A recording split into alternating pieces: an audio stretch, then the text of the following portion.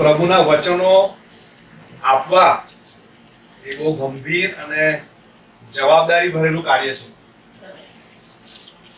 એમાં સહેજ પણ બે જવાબદારી પડી કે બિન ગંભીરતા ચાલે નહીં. અને એટલા માટે આવો આપણે વચનમાં જતા પહેલા પ્રભુની કૃપા માંગીએ કે જેવા વચન આપવાને માટે મને સહાયને મદદ કરે. પ્રાર્થના કરીએ.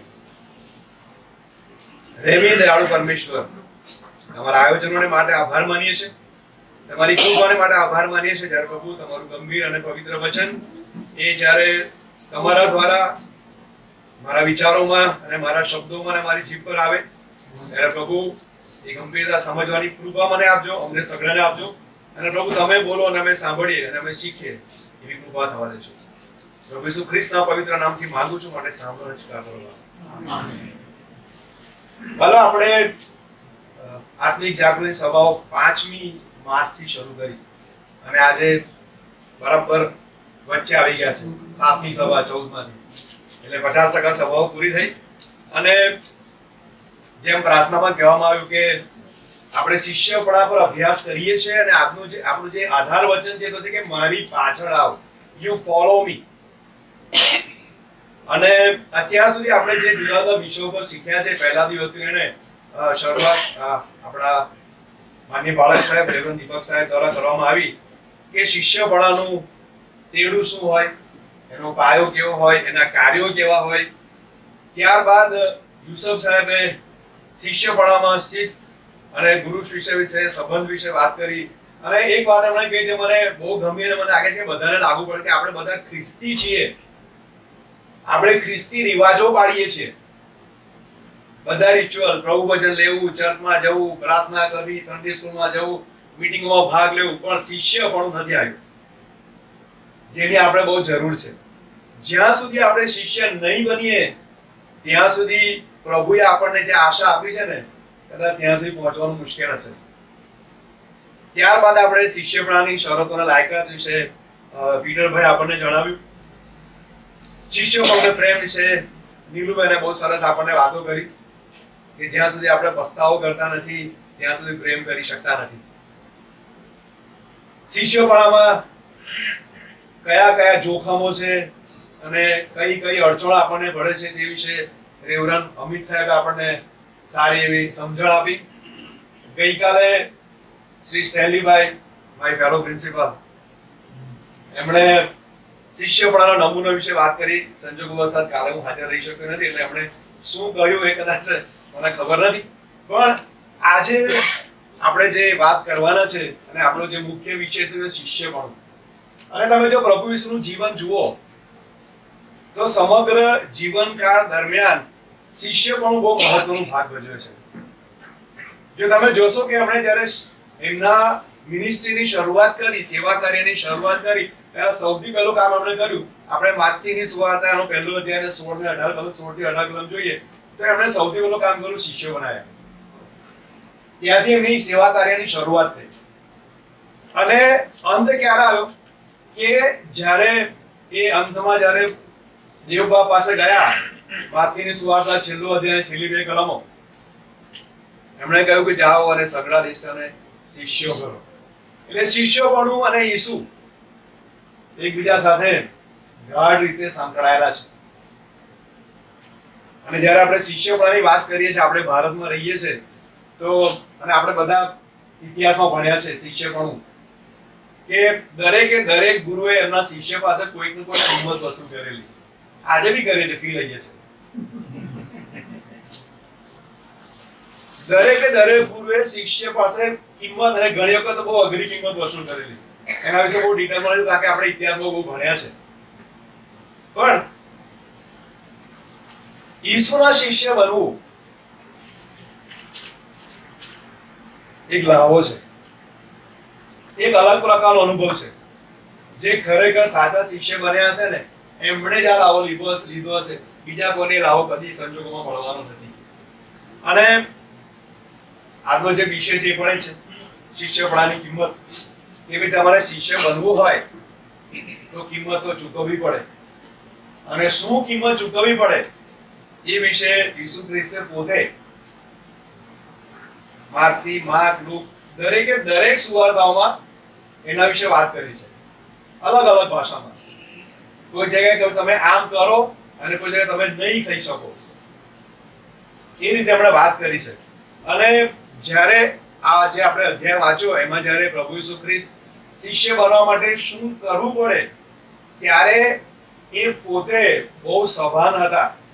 કારણ કે તમે જો 31 સત્રમાં વાંચો તમને ખબર પડશે કે એમને ખબર હતી કે મારો જવાનો સમય આવી ગયો છે. એમને ખબર હતી કે હવે થોડા સમયમાં મારે પરસ્વાધીન થવાનું છે, મારે વધસ્તંભનું મરણ સહન કરવાનું છે, મારે ત્રીજા દિવસે ઉઠવાનું છે. એની પહેલા એમણે એ સમયે એમની પાસે બહુ મોટું ટોળું હતું. એ આખા ટોળાને સંબોધીને એમણે કહ્યું હતું, જો તમે 31મી કલમ વાંચો તેમાં લખ્યું છે કે કેવી રીતે એ એમનું મૃત્યુ થવાનું છે, કેવી રીતે પુનરુત્થાન થવાનું છે.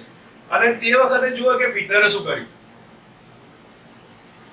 પિતર એને બાજુ લઈ ગયા અને ઠપકો આપ્યો.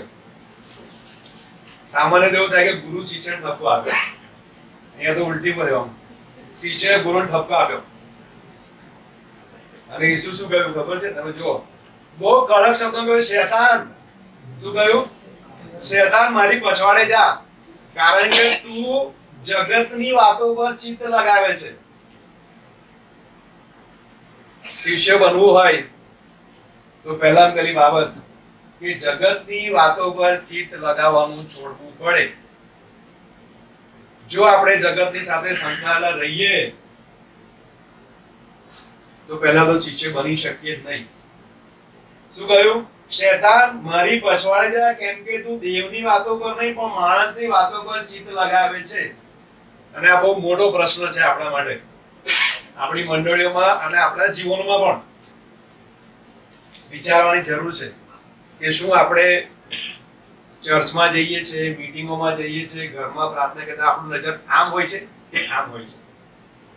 જો આપણી નજર આમ છે તો વાલા ઊંચું જોવાની જરૂર છે, એ તો મુશ્કેલી પડશે. અને આગળ જ્યારે વધીએ ત્યારે મારું ફોકસ મુખ્ય બે કલમો પર છે, 34 અને 35મી કલમ. 34મી કલમ ફરીથી જરા જુઓ, પેજ નંબર 42. અને તેણે પોતાના શિષ્યો સુદ્ધા લોકોને પાસે બોલાવીને કહ્યું કે જે કોઈ મારી પાછળ આવવા ચાહે, એટલે કે જો મારા શિષ્ય બનવા માંગે તો તેણે પહેલી વાત પોતાનો નકાર કરવો, બીજી વાત પોતાનો વધસ્તંભ ઉંચકીને. અને જો તમે લૂકની સુવાર્તા વાંચો ને 9મો અધ્યાય અને કદાચ 27મી કલમ, એમાં લખ્યું કે દરરોજ ઉંચકીને,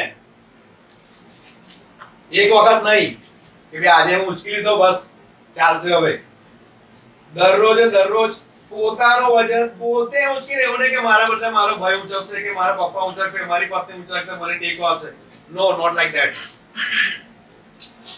ત્રીજી વાત, મારી પાછળ ચાલો.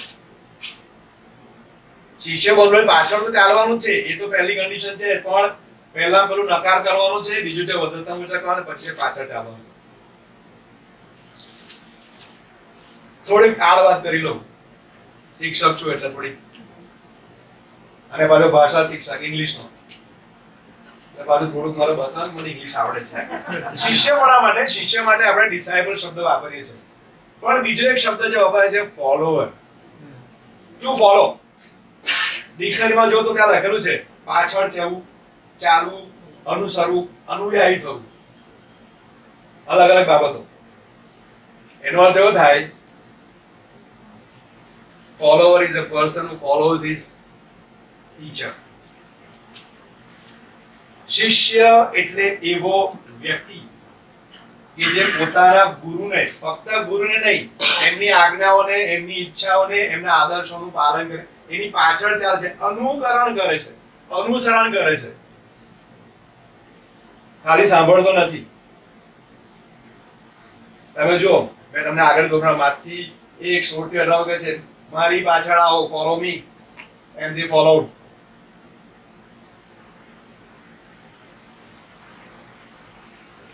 અને પછી પ્રશ્ન થાય કે કિંમત કેમ ચૂકવવાની. બીજી એક વાત મેં નોંધી કે સામાન્ય રીતે એવું થાય કે ગુરુ પોતાના શિષ્ય પાસે કિંમત વસૂલે, એ કદી કિંમત આપે નહીં. પણ આ એકમાત્ર ગુરુ છે કે જેમણે આપણી પાસે કિંમત વસૂલવા માટે જણાવ્યું કે તમારે આટલી કિંમત આપવી પડશે. એ કિંમત એમણે પોતે ચૂકવી પહેલા. એકમાત્ર ગુરુ કે એમણે નમૂનો આપ્યો કે ભાઈ જો મેં આ કર્યું છે, તમે મારા શિષ્ય તો તમે એ પ્રમાણે કરો તો જ તમે અનંત જીવનને પ્રાપ્ત કરી શકશો, તો તમે મારા સાચા શિષ્ય બની શકશો, નહીં તો નહીં બની શકો. મેં કહ્યું પ્રમાણે 3 બાબતો ફરીથી યાદ રાખજો. એકમાત્ર ગુરુ. તમે ગમે તેટલું વાંચી કાઢો કે દુનિયાનું સાહિત્ય, બધા ધર્મગ્રંથો વાંચી કાઢો, કોઈ જગ્યાએ તમને એવું નહીં જોવા મળે કે ગુરુએ પોતે પહેલા સહન કર્યું હોય, કિંમત ચૂકવી હોય, વેઠ્યું હોય અને પછી પોતાના શિષ્યોને કહ્યું કે ભાઈ આવી રીતે કિંમત ચૂકવાય. એવું તમને કોઈ જગ્યાએ જોવા નહીં મળે. 3 બાબતો આપણે જોવા માંગીએ છીએ. પહેલી બાબત છે one must deny oneself. પોતાનો નકાર કરવો. બહુ અઘરી બાબત, બહુ જ અઘરી બાબત. કારણ કે આપણે હંમેશા હું પડામાં જોઈએ. હું કોણ? હું પ્રિન્સિપાલ, હું આગેવાન, હું પાસ્ટેટ કમિટીમાં, હું સમાજમાં બહુ મોટું સ્થાન ધરાવું. તમે જોજો કોઈ વ્યક્તિ બાકાત નથી એમાં, કોઈ વ્યક્તિ નહીં.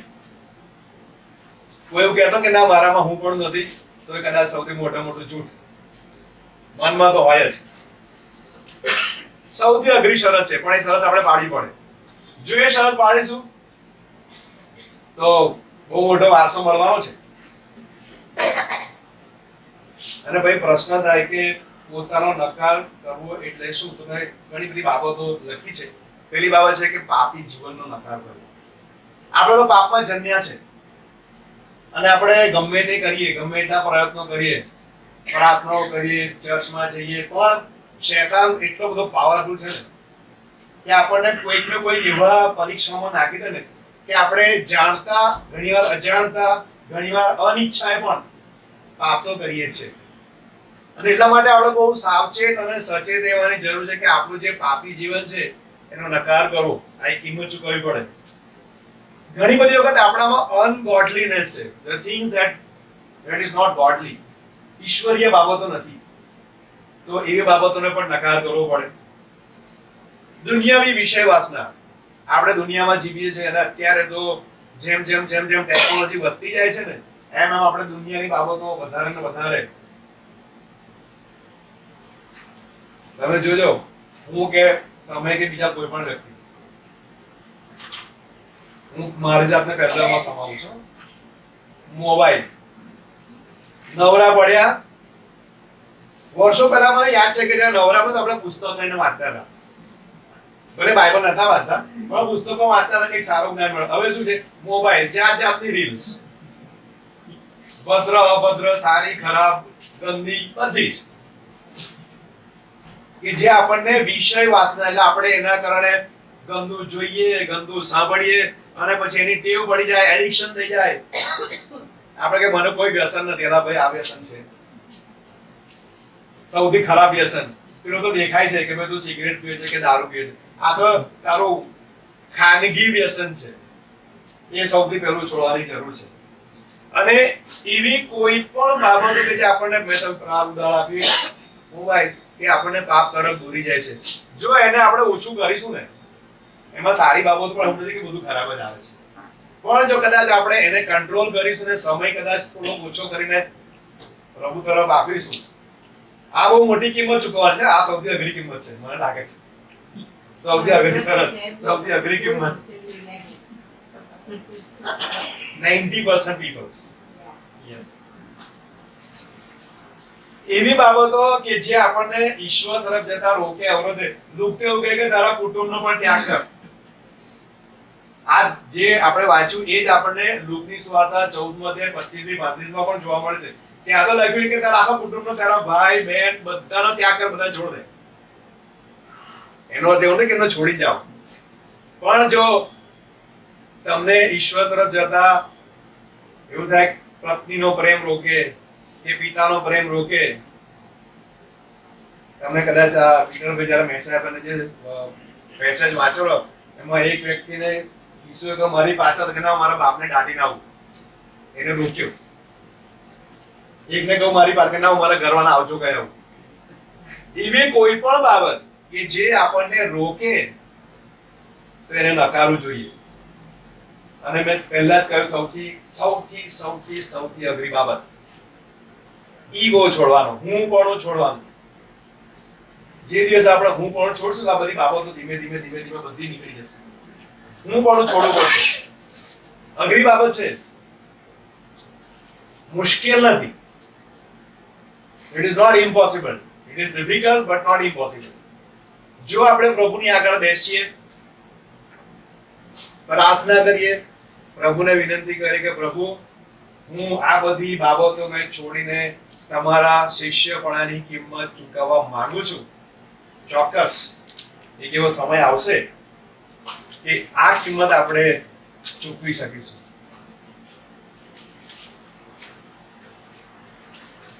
ત્યાર પછી જે મેં નોંધ્યું છે કે પોતાની ઈચ્છા પ્રમાણે નહીં પણ પ્રભુની ઈચ્છા પ્રમાણે. અત્યારે આપણે શું કરીએ છીએ? રવિવાર છે, ચર્ચમાં જવાનું ના, આજે તો મારે ફરવા જવું છે, ચલો સવારમાં બાઇક લઈને નીકળી જાય, કાર લઈને નીકળી પડે, ફરી જાય નીકળી જગ્યાએ જઈએ, ફરી આવીશું, મજા આવશે. ચર્ચમાં આવતા રહેવાની છે. ઈશ્વરની ઈચ્છા છે કે તમે ચર્ચમાં આવો, ઈશ્વરની ઈચ્છા છે કે તમે મીટિંગમાં આવો, પણ આ તમને અટકાવે છે. એ બધું છોડવું પડે, આધીન થવું પડે, નહીં તો તકલીફ પડશે.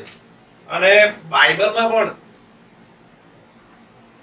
આ બાબતો વિશે ઘણું બધું જણાવ્યું કે પહેલો પિતર 2 અધ્યાય અને એની 11મી કલમમાં લખ્યું છે, દૈહિક વાસનાઓ આત્માની સામે લડે છે, માટે તેનાથી દૂર રહો. મોટી કિંમત છે. દૈહિક વાસનાઓ એટલે શું? આપણા શરીરને જે ગમે છે બધી વસ્તુઓ. એ ખાણીપીણી આવી ગઈ, પહેરવોળું આવી ગયું, નાચગાન આવી ગયા, મહોત્સવ કરવા આવી ગયા, આ બધી દૈહિક વાસનાઓ છે. એ વિચાર, આ બધી દૈહિક વાસનાઓ છે.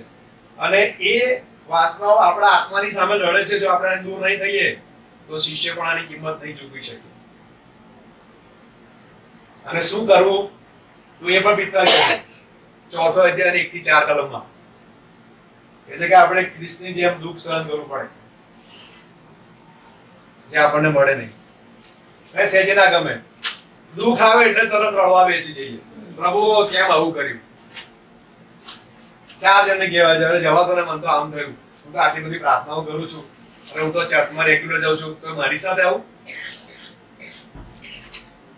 માણસોના ભૂંડા વિકારો પ્રમાણે નહીં પણ દેવની ઈચ્છા પ્રમાણે. અને વિદેશીઓની બાબતો એટલે કે વ્યભિચાર, વિષય વાસના, મદ્યપાન, મહોત્સવ, મૂર્તિ પૂજા. આપણે મૂર્તિ પૂજા નહીં પણ વ્યક્તિ પૂજા કરીએ છીએ. આ મારા સાહેબ, આ મોટા સાહેબ, આ ફલાણા સાહેબ, આ ટીકણા સાહેબ. આપણે મૂર્તિ બનાવતા નથી પણ વ્યક્તિની પૂજા કરીએ છીએ. એ બહુ મોટો ફરક નથી. જો એ બધી વસ્તુનો ત્યાગ નહીં કરીએ, આ બધું છોડવું પડશે, કિંમત ચૂકવવી પડશે. અને ફિલિપીના 3 અધ્યાયમાં પણ કહ્યું છે, જે વાના મારે માટે લાભકારક હતા તે હાનિકારક ગણ્યા. એટલે આપણને જે ગમતું હોય, જે સારું લાગતું હોય, જેમાં આનંદ આવતો હોય, જો તમારે શિષ્ય બનવું છે તો નક્કી કરવાનું કે આ બધા વાનાઓ મારા માટે નુકસાન કરતા છે, એ મને પ્રભુથી દૂર લઈ જાય છે, મને શિષ્ય બનવાથી અટકાવે છે. એ બધા જ વાનાને છોડી દેવા પડે. ગમતી બાબતોનો ત્યાગ કરીને કિંમત ચૂકવવી પડે, તો જ આપણે ખરા શિષ્ય બની શકીએ. બીજી બાબત, પોતાનો વધસ્તંભ જાતે દરરોજ ઉઠાવો. શું કહે છે પ્રમાણે, એક દિવસ માટે નહીં, ખાલી ગુડ ફ્રાઈડે દિવસે નહીં, 24/7/365. એક સેકન્ડ માટે પણ બાકી નહીં. And what is cross? Cross શું છે? કોઈ કહેશે? આ બધા શિક્ષક પ્રશ્ન પૂછ્યા. વધસ્તંભ છે શું? તમે શું માનો છો? ઈશ્વરની ઈચ્છા પૂરી કરી. ઓકે, બીજું? ઓકે, મેં નોંધ્યું છે વધસ્તંભ એટલે નિસ્વાર્થ બલિદાનનું પ્રતીક. પ્રભુનો કોઈ સ્વાર્થ નહોતો, એમને કશું મળવાનું નતું. કોની માટે બલિદાન આપ્યું? આપણા માટે જ. શું હમણાં કહ્યું હતું કે ના તમે મારા શિષ્ય બનશો તો હું બલિદાન આપીશ, તો હું ક્રુસ પર મરીશ? ના, એમણે આપણા માટે બલિદાન આપ્યું, નિસ્વાર્થ, કોઈ પણ પ્રકારનો નો સેલ્ફિશનેસ. અને હું જરા આમ તેમ ફરતો હતો, શોધતો હતો, ત્યારે પ્રભુના એક સેવક હેન્ડ્રિક્સ નું એક વાક્ય મારા વાંચવામાં આવ્યું. ઇંગ્લિશમાં હતું, ગુજરાતીમાં ટ્રાન્સલેટ કરવા ટ્રાય કર્યો છે, કદાચ થોડુંક કામ થાય. એમણે લખ્યું છે કે પોતાનો વધસ્તંભ ઉઠાવવો એટલે ખ્રિસ્ત પ્રત્યેની વફાદારી. પહેલી વાત કે ખ્રિસ્ત પ્રત્યે વફાદાર રહેવું પડે ને કારણે સ્વૈચ્છિકપણે ઈસુની જેમ પીડા સહન કરવી. પીડા સહન કરવી, ફટકારા માર પડેલા, પેઇન, દુઃખ થયું હતું, શરમજનક અનુભવ થયા હતા, કારણ કે લોકો એના પર થૂકતા હતા, એમના વિશે ગમે તેવી વાતો કરતા હતા. આ બધું સહન કરવું પડે. એ તો દેવપુત્ર હતા. ધાર્યું હોત એક ફૂંક મારી બધા ઉડાડે દે, આપને કહે કે બાપ આ બધાને તમે બધાનો નાશ કરો, થઈ શકતું હતું. પણ એમણે આપણને નમૂનો આપ્યો કે જો તમારે ઈશ્વરની ઈચ્છાને આધીન થવું હોય તો કિંમત ચૂકવવી પડશે, દુઃખ સહન કરવા પડશે, પીડા સહન કરવી પડશે. ગમે તેવા દુઃખદાયક પ્રસંગો આવે, માનસિક દુઃખો આવે, શરમજનક પરિસ્થિતિઓ આવે, શારીરિક તકલીફો આવે, એ બધું જ ધીરજપૂર્વક સહન કરવું પડે. એમણે સહેજ પણ કચકચ ના કરી. ઉદ્ધવને એવું કીધું કે આ લોકોને માફ કરો. એમણે એવું ના કીધું કે આ લોકો નામ કરે તમે સજા કરજો, એમને નહીં. ધીરજપૂર્વક સહન કરવું અને પોતાનો અલગ વિશિષ્ટ, નોટ કોમન, વિશિષ્ટ વધસ્તંભ ઉચકવો. એ કહેવાય કે પોતાનો વધસ્તંભ જાતે ઉચકવો. ઘણા બધા બાઇબલમાં એવી બાબતો ઉદાહરણો આપેલા છે કે જે આપણને જણાવે છે કે આપણો વધસ્તંભ આપણે કેવી રીતે ઉચકી શકીએ. 1 કોરિન્થી 4 અધ્યાય 9 થી 13 વાંચો. બહુ ભયંકર બાબત છે કે વધસ્તંભ ઉચકવાથી કઈ કઈ બાબતો થાય. શું થયું? પ્રેરિતો જગતની તથા માણસોની નજરમાં તમાશારૂપ થયા. પહેલી બાબત, મૂર્ખ સાબિત થયા. જ્યારે આપણે વધસ્તંભ ઉચકીને ચાલીશું ને, ઈસુની પાછળ ચાલીશું ને, ઈસુના શિષ્યો બનવા માટે જ્યારે એમને ફોલો કરીશું ને, તો આ બધું આવશે. લોકો તમને તમાશારૂપ, તમારો તમાશો કરશે, તમને મૂર્ખ ગણશે. આજો ને આપણે આવી ગયો ઈસુનો સેવક, આજો ને પાછો પ્રભુની વાતો કરે છે. તમે જોજો ઘણી વાર સાંભળે છે જ્યારે કોઈ વ્યક્તિ બહુ પ્રભુ તો લોકો પાછળ મશ્કરી કરે છે, વાતો કરે છે. અને આ ખોટી વાત નથી, આ સાચી હકીકત તમને જણાવું છું. મૂર્ખો ગણશે, અપમાન પામનારા થયા, અને ભૂખ્યા, તરસ્યા, ઉઘાડ્યા, ઘરબાર વગરના સત્તાવણી પામ્યા. આ બધું એમણે વધસ્તંભને ખાતર કર્યું, પોતાનો વધસ્તંભ. આ બધું આપણે કરવું પડે. ભૂખ તરસ બી સહન કરવી પડે. તમે જો ઘણા બધા સેવકોના તમે વાંચો, એમને જ્યારે એમણે પ્રભુ પર વિશ્વાસ કર્યો તો ઘરમાંથી કાઢી મૂકવામાં આવ્યા. ખાસ કરીને ઘણા બધા જે મોટા મોટા સંતો થઈ ગયા કે જે લોકો અન્ય વિશ્વાસમાંથી આવતા હતા, એમને ઘરમાંથી કાઢી મૂકવામાં આવ્યા. પણ એમણે શું કર્યું? વધસ્તંભને પકડી રાખ્યો, બધું ત્યાગી દીધું. અને એટલે તો એ લોકો પ્રભુના સાચા શિષ્ય થઈ શક્યા. અને સૌથી છેલ્લી બે બાબત ત્યાં લખેલી છે ને, કોરિન્થી 1:4-13, જગતના મેલ જેવા તથા કચરા જેવા થયા. આવું પણ થવું પડે. વધસ્તંભ ઉઠાવો એટલે એવું નહીં કે પ્રાર્થના કરીને હું તો પ્રભુની પાછળ ચાલે, નહીં. એમાં બધા જોખમો છે, આ બધી તકલીફો પડવાની છે. પડશે જ, બહારના લોકોથી નહીં, આપણા લોકોથી પણ એ બધું સહન કરવું પડશે. તો જ તમે પ્રભુના પ્રેમની કિંમત ચૂકવી શકશો. અને પ્રેરિત પાઉલ બીજા કોરિન્થીના 11મા અધ્યાયની 23-29 કલમમાં કહે છે કે એમણે તો વધસ્તંભ માટે પથ્થરનો માર ખાધો. આપણે કહીએ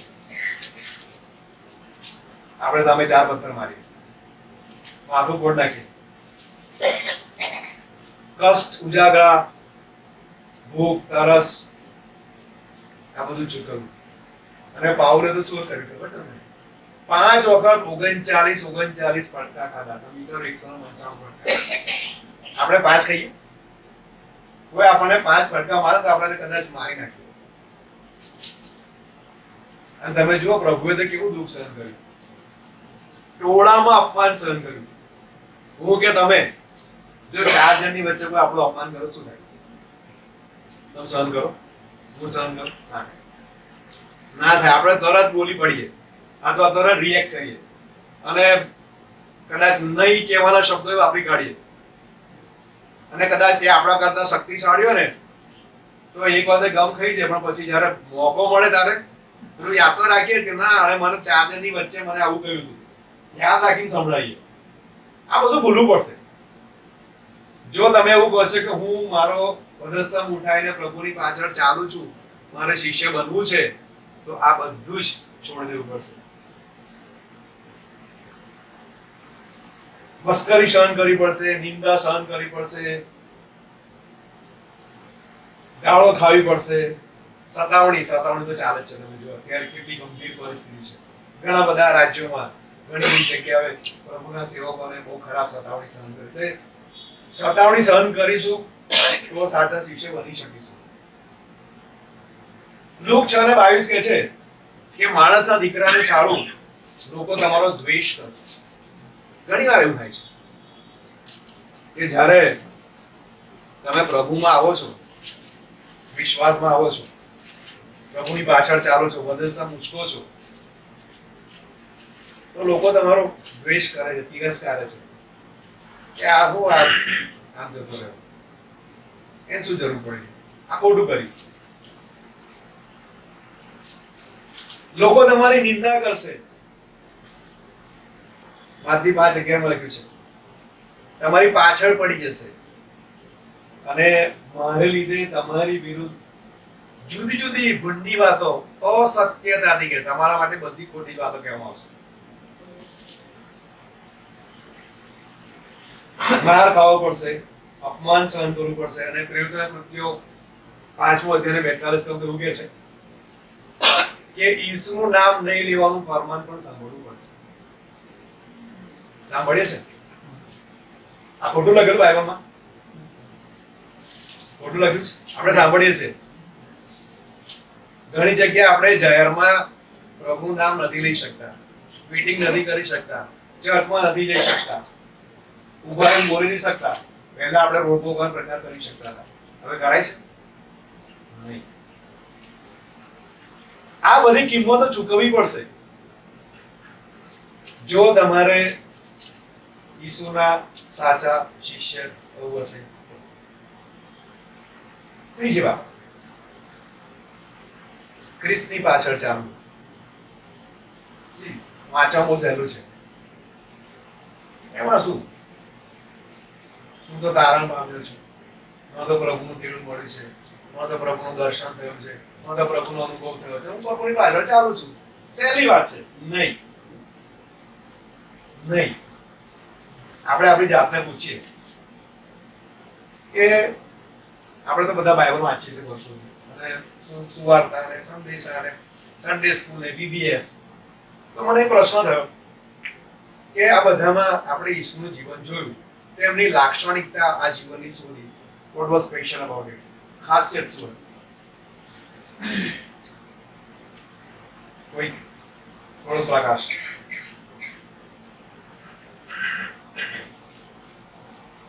માર્ક 14:36 કલમ વાંચો. માર્ક 14:36 કલમ.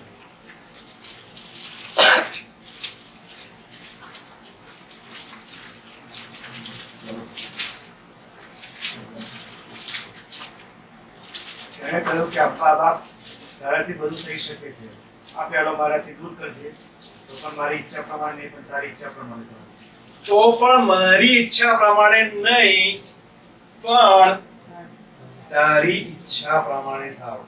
પ્રભુના જીવનની ખાસિયત હતી, એમની પાસે બધું જ હતું, બધી શક્તિ હતી, બધું સામર્થ્ય હતું, સગળા અધિકાર હતા, પણ એમણે શું કહ્યું? મારી ઈચ્છા નહીં, પણ બાપની ઈચ્છા પ્રમાણે થાવ. એટલે પ્રભુના જીવનની આ એક લાક્ષણિકતા હતી કે તેઓ ઈશ્વરની ઈચ્છાને આધીન થયા.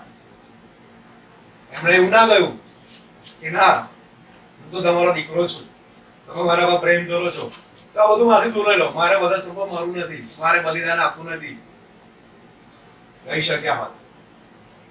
અને એમણે કહ્યું પણ ખરું કે બની શકે તો, એવું નહીં કે આ કરો જ તો મારથી દૂર કરો, પણ છેલ્લે શું કહ્યું? મારી ઈચ્છા નહીં, પણ તારી ઈચ્છા. એટલે પ્રભુની પાછળ ચાલવું એટલે પ્રભુની ઈચ્છાને આધીન થવું. અને યાદ રાખજો વાલા, પ્રભુની ઈચ્છા એટલે પણ આપણી ઈચ્છા હોતી નથી. આ તો આપણી ઈચ્છા પ્રભુની ઈચ્છા થઈ શકતી નથી. અને જો આપણે એવું સમજીએ કે મારી ઈચ્છા અને મારી યોજનાઓ જો પ્રભુની ઈચ્છા અને પ્રભુની યોજનાઓ થાય, તે આપણા માટે બહુ મુશ્કેલ થશે. કદી આપણે શિષ્યપણાનો સાચો અર્થ સમજી શકીશું નહીં, અને પ્રભુની પાછળ તો નહીં ચાલી શકીએ. કારણ કે તમે જુઓ, આ પ્રાર્થના જ્યારે પ્રભુએ કરી ત્યારે એ સૌથી જીવનની કપરી પરિસ્થિતિમાં હતા, બરાબર ને? આપણે મરણ પધારે પડ્યા હોય બધી જગ્યાએ, ને કોર્ટમાં પૂછે કે અંતિમ ઈચ્છા શું છે, ફાંસી જતા પહેલા ઈચ્છા પૂરી કરો, એ છે ને. કોઈને ફાંસી ચડાવો તો કોર્ટ પૂછે છે કે એમની અંતિમ ઈચ્છા પૂછો, અને એ પ્રમાણે કરો, એ જે કઈ કરો, ફાઇનલ. તો પ્રભુ શું કહે છે? એમને તો ખબર હતી કે મારું તો બહુ જ કરુણ પ્રત્યે બહુ ખરાબ રીતે શરમજનક મારું મરણ થવાનું છે, છતાંય શું કહે છે કે તમારી ઈચ્છાને હું આધીન થઈશ. કપરી પરિસ્થિતિમાં પણ તેઓ શું છે? પ્રભુની ઈચ્છાને આધીન થયા. અને એટલા માટે વાલાઓ, જો આપણે ઈસુના શિષ્ય બનવું હોય તો એમની પાછળ ચાલવું પડશે. અને એમની પાછળ ચાલવું એટલે, મારી પાછળ ચાલવું એટલે ગમે તે પરિસ્થિતિ આવે, મુશ્કેલી આવે, તકલીફ આવે, ઝંઝાવાત આવે, વાવાઝોડું આવે, વાગે, તૂટે, પથ્થર ખાવા પડે, ભૂખ્યા રહેવું પડે, તરસ્યા રહેવું પડે, પણ ઈશ્વરની ઈચ્છાને આધીન થવું. અને જો સાચા શિષ્ય બનવું હોય, ઈશ્વરની ઈચ્છાને આધીન થવું હોય, અને જો તમે બાઇબલમાં એના વિશે થોડુંક સર્ચ કરશો તો તમને જોવા મળશે કે ઈસુનું જીવન કેવું હતું. કારણ કે આપણે એમના જેવું જીવન જીવવાનું છે, એમની પાછળ ચાલવું એટલે. પવિત્ર આત્માથી ભરપૂર હતું, સૌથી પહેલી બાબત. બીજું, એમણે નિસ્વાર્થપણે સેવાઓ કરી. ઘણી બધી વખત આપણે સેવાઓ કરીએ છીએ તો પાછળ સ્વાર્થ હોય, મને કશું મળશે, મને કશું કાપી જશે, હે ને, કઈ પ્રોપર્ટીમાં થોડોક ભાગ મળશે, મને કઈક રૂપિયા આપશે, મને કઈક ઘરેણા આપશે, ભાગ આપશે. નિસ્વાર્થ સેવા. અન્યાયની સામે ધીરજ અને સહનશીલતાથી એમણે અન્યાયનો સામનો કરેલો. એવું નહીં કે અન્યાય કરે એમણે મરણ એટલા માટે સહન કર્યું કે આપણી માટે અન્યાય થયો તેમની સાથે, પણ એ આપણી માટે બહુ ધીરજથી એમણે રાહ જોઈ. સહનશીલતા હતી. જોઈએ કેટલું બધું સહન કર્યું. જ્યારે એમને વધસ્તંભ પર જવા માટે લઈ જવામાં આવ્યા, એ આખું ચિત્ર જો આપણી આંખો સામે આપણે જોઈએ ને તો કદાચ હચમચી રહીશું. કાંટાનો મુગટ હોય, એને કોઈ મારતું હોય, ચાબુકને ફટકા પડતા હોય, ઉચકીને એટલે ભારે ભરખમ વધસ્તંભ ખભે મૂકેલ લોકો તૂટતા હોય ને ઠઠ્ઠા મસ્કરી કરતા હોય, આપણી જાતને મૂકી જોઈએ. સહનશીલતા. અને ગલાતીનો પત્ર 5મો અધ્યાય 22-23 આપણે બધા જાણીએ છીએ. એમાં બધાની દરેક બાબત હતી. ખંત હતો, સંયમ હતો, સ્વનકાર ને કહ્યું પ્રમાણે હું પદ છોડવું પડશે, નમ્રતા હતી, દયા હતી, બાપ પ્રત્યે વિશ્વાસ પણ હતું, બાપ પ્રત્યે ભક્તિભાવ હતું. અને જો આપણે ઈસુની પાછળ ચાલવું છે, એટલે મારી પાછળ ચાલો એટલે એમના જેવું જીવન જીવવું પડે, એમની ઈચ્છાને આધીન થવું, આ બધું જ રાખવું પડશે. ખંત પણ રાખવો પડશે, સંયમ રાખવો પડશે. મુશ્કેલ બાબત છે. સ્વનકાર બહુ જ અઘરી બાબત. નમ્રતા, અત્યારે તો નમ્રતા જેવું કંઈક જોવા મળતું નહીં. નમ્રતા તો ભાગ્યે જ જોવા મળે. તળ ને ફળ જ. તે મને 2 વસ્તુ કહી, હું તને 4 કહીશ. તું સમજે શું તારા મનમાં? નમ્રતા તો બિલકુલ ના મળે. દયા, વિશ્વાસ, આ બધું જ જીવનમાં ઉતારવું પડશે. જો આ બધી બાબતો છે આપણે જોઈએ ને, બધી અઘરી બાબત છે. એટલા માટે કિંમત છે. જો કિંમત ના હોત, એ કિંમત ચૂકવીએ ને તો જ આપણે ખ્રિસ્તી નહીં શિષ્ય બનીશું. ખ્રિસ્તી તો આપણે બન્યા, જન્મ્યા એટલે ખ્રિસ્તી કહેવાયા, પણ આપણે કહેવાતા ખ્રિસ્તી નહીં, સાચા શિષ્ય બની શકીશું. અને મને યાદ છે કે આ એક કલમ પર મેં એક સંદેશો પણ આપેલો આપની ક્યાંકની સભામાં જ. રોમનના પત્રના 13મા અધ્યાયની 14મી કલમમાં કહેવા પ્રમાણે ખ્રિસ્તને પહેરી લેવા પડે. એટલે કે આપણું જીવન સંપૂર્ણપણે ખ્રિસ્ત જેવું બનાવવું પડે. નથી બનાવી શકવાના, કારણ કે એમના જેવી પવિત્રતા, નિર્દોષતા નથી લાવી શકવાના. પણ આપણે આપણા જીવનમાં જો ખ્રિસ્તને પહેરી લઈએ ને, એમણે જે કર્યું બીજા માટે, આપણા માટે, દુનિયા માટે, એમાંની કઈ બાબતો પણ થોડી બીજો આપણામાં આવશે ને, એવું કહેવાશે કે આપણે શિષ્યપણા માટેની કિંમત ચૂકવી છે. એમની પાછળ ચાલુ હોય એટલે પહેલા બધું એમને આપણા સ્વામી તરીકે, આપણા મુક્તિદાતા તરીકે સ્વીકારવા પડે. અને એમની આજ્ઞાઓ, વધારે 3 વાત કહીશ. પવિત્ર થવું પડે. એમને આજ્ઞા આપી કે જેમ હું છું એવું તમે પવિત્ર થાઓ. અને બીજી 2 બાબત સાહેબે આપણા ચર્ચમાં ઓલરેડી એના વિશે સંદેશ આપ્યા. દીપક સાહેબે, એકબીજાને પ્રેમ કરો. ઘણી વાર આપણે પડોશી જોડે ઝઘડા ચાલતા હોય, દૂર જવાનું નહીં. અને ઘણી બધી કે આપણે પહેલા પણ સાંભળ્યું, કુટુંબમાં પતિ પત્નીને અલગ રૂમમાં રહેતા હોય, અલગ ખાતા હોય, એવું પણ બને છે. એટલે પ્રભુ શું કહે છે? એકબીજા પર પ્રેમ કરો, કે બધાને પ્રેમ કરો. ત્યાંથી શરૂ કરો. અને ત્રીજી બાબત એમણે કહી, એકબીજાનું સહન કરો. આ પાછો અઘરું. સહનશીલતાનો અભાવ આજની પેઢીમાં તો સૌથી વધારે. કદાચ અમારી તમારી પેઢીમાં કદાચ થોડીક હશે. કદાચ આપણે ગમ ખાઈ જતા હોય છે. મારા સસરા એવું કહે છે કે જો તમારે જિંદગીમાં સ્વસ્થ રહેવું ને તો કમ ખાઓ और ગમ ખાઓ. ઓછું ખાઓ ને ગમ ખાઓ, તો તમે જિંદગીમાં તંદુરસ્ત રહેશો, મનથી પણ અને શરીરથી પણ. આ બધું કરવું પડે. અને કોઈ પણ પ્રકારનો સવાલ જવાબ ના કરાય પ્રભુને કે પ્રભુ હું કેમ આવું કરું. જો સવાલ જવાબ કર્યા તો પાછળ પીછેહટ થવાની છે, તો તમારી કિંમત કશા કામની નથી. પરિણામની ચિંતા નહીં કરવાની, તકલીફ સહન કરવાની. અને પિત્તરનો પહેલો પિત્તર 2 અધ્યાય અને 21 થી 23 કલમ, એ પણ બહુ સરસ એમાં લખેલું છે. 21મી કલમ, પાન નંબર 231 પર છે. કારણ કે એને માટે તમને તેડવામાં આવ્યા છે, કેમ કે ખ્રિસ્તે પણ તમારા માટે સહન કર્યું અને તમે તેને પગલે ચાલો માટે તેણે તમને નમૂનો આપ્યો છે. પહેલી બાબત કે જો તમારે ખ્રિસ્તના પગલે, ખ્રિસ્તની પાછળ ચાલવું હોય તો પહેલા બધું સહન કરવું પડશે. દરેક બાબતમાં નહીં કરો તો તમે એનું મૂલ્ય નહીં ચૂકવી શકો. બીજું, તેણે પાપ કર્યું નહીં અને તેના મોંમાંથી કદી કંઈ કપટ માલુમ પડ્યું નહીં. બંને બાબતો આપણા જીવનમાં વણાયેલી, સંપૂર્ણપણે વણાયેલી. પાપ આપણે કરીએ ને કરીએ, તમે ગમે તે કરો, ગમે એટલા પવિત્ર થાઓ. હા, જો તમે પ્રભુ પર વિશ્વાસ આપો, પ્રાર્થના સહિત જીવન જીવો, મને ચોક્કસ ખાતરી છે કે એમાંથી આપણે બહાર નીકળી શકીશું. સંપૂર્ણપણે નહીં પણ મહદ અંશે. અને કપટ, આ બધો પળના પાપીને કપટી તો છે જ. મનથી, શબ્દથી નહીં, મનથી બી કપટ તો કરીએ જ છે. કપટ એ બી આપણા જીવનનો એક અભિન્ન અંગ બની ગયો છે. પ્રભુએ કદી પાપ કર્યું નહીં, કદી કપટ ના કર્યું. આ મોંઘી કિંમત ચૂકવવી પડે પ્રભુની પાછળ ચાલવા માટે. ત્રીજી બાબત, 23મી કલમ, તેણે નિંદા સહન કરીને નિંદા કરી નહીં. આ બધો કોઈ આપણી નિંદા કરે ને, કોઈ આપણે કે ના કરો તમારા માટે, અરે એ જેવો છે ને, એ શું મારા માટે હતો? એ કેમ કરો તમે ગુચ્છો? અરે એ તો ડબલ ગુચ્છો છે તરત જ. પણ પ્રભુની નિંદા કેટલી બધી થઈ, બધાએ કરી, એમણે કદી નિંદા કરી નહીં, દુઃખો સહન કરીને ધમકી આપી નહીં. આપણે તો શું કહે, બહાર નીકળે જોઈ લઉં છું, મને મળને પછી તને બતાવું છું. અને અદલ ન્યાય કરનારને પોતાને અદલ ન્યાય કરનાર કોણ? એને સોંપાઈ જવું પડે, પોતાની જાતને એને સોંપી દેવી પડે, આ કિંમત ચૂકવવી પડે.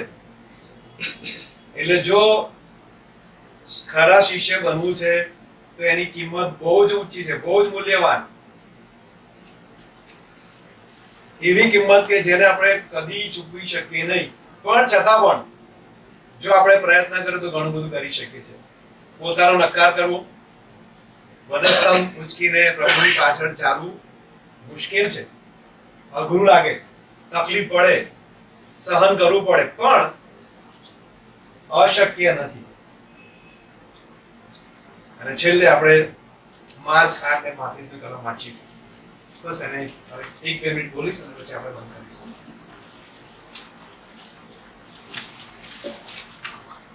માર્ક 8:35 કલમ. કોઈ વાંચો જરા. એમ કે જે કોઈ પોતાનો જીવ બચાવવા ચાહે છે તે તેને પોષે, અને જે કોઈ મારા લીધે તથા સુવાર્તાના લીધે પોતાનો જીવ પોષે તે તેને બચાવશે. ફરીથી વાંચીએ. જે કોઈ પોતાનો જીવ બચાવવા ચાહે તે તેને પોષે. એટલે જો આપણે આ બધું નહીં કરીએ શિષ્ય બનવા માટે, પોતાનો નકાર નહીં કરીએ કે મારો જીવ બચાવવાનો છે, વધસ્તંભ નહીં ઉંચકીએ મારો જીવ બચાવવાનો છે, પ્રભુની પાછળ નહીં છે મારો, તો એનો અર્થ કે આપણે આપણો જીવ કોઈશું ક્યાં? અનંતકાળિક જીવનમાં. અહીં તો બચાવી લઈશું, અહીં તો બચાવી લઈશું. પણ જે પ્રભુ આપણને જે મહાન આશા આપી છે અનંત જીવનની, એ આપણને મળશે નહીં. અને પછી લખ્યું છે, અને જે કોઈ મારે લીધે તથા સુવાર્તાના લીધે પોતાને ખોશે તે પોતાનો જીવ બચાવશે. એટલે કે પ્રભુને કારણે શું કરીશું? પોતાનો નકાર કરીશું, વધસ્તંભ ઉંચકીશું દરરોજ, એની પાછળ ચાલીશું, સુવાર્તા પર વિશ્વાસ કરીશું, સુવાર્તા આપીશું, તો કદાચ આપણો શારીરિક જીવ જઈ શકે છે. કદાચ આપણને કોઈ જે રીતે પેલા મિશનરીઓની હત્યા કરી નાખવામાં આવી, કદાચ કોઈ આપણને મારી પણ નાખે, પણ અહીંયા જીવ કોઈ શું? પણ ત્યાં સદાના આનંદમાં પ્રવેશીશું, અનંતકાળિક જીવન. એટલે આપણી પાસે બે જ પસંદગી છે, બે જ પસંદગી છે. જગતમાં જીવ બચાવો, ત્યાં ખો. જગતમાં આ બધું છોડી દો. જીવ મરી જવું નહીં, જીવવું હોય બાપા એટલે, પણ આ બધું છોડી દેવું પડે, કિંમત ચૂકવવી પડે શિષ્ય બનવા માટે. જો આ બધું કરીશું તો અહીંયા તો કદાચ આપણે જીવ ખોઈશું, પણ ત્યાં. અને આ બાબતનો જે બીજો પેસેજ છે એમાં લુકની સુવાર્તા 14:35 કલમ કહે છે, જેને સાંભળવાને કાન છે તે સાંભળે. અને મેં થોડું આગળ પાછળ વાંચતા જોયું કે જ્યારે પ્રભુએ બહુ ગંભીર વાત કરી ત્યારે જ આવું બોલ્યા છે. એટલે આ વાત કેટલી ગંભીર છે, વાલાઓ પસંદગી આપણી પોતાની છે. ફરીથી એકવાર પ્રભુનો આભાર, બાળક સાહેબોનો આભાર, જરૂરબેનનો આભાર, તમારો બધાનો આભાર. મોટી સંખ્યામાં આ વર્ષે મેં નોંધ્યું છે આટલા વર્ષો કે દરેક જગ્યાએ લોકોને આત્મિક જાગૃતિ સ્વભાવ પ્રત્યે બહુ ઉત્સાહ છે. મોટી સંખ્યામાં લોકો હાજર રહે છે, સાંભળવા માટે આવે છે, અને વિષય પણ બહુ અદ્ભુત છે. Thank you very much.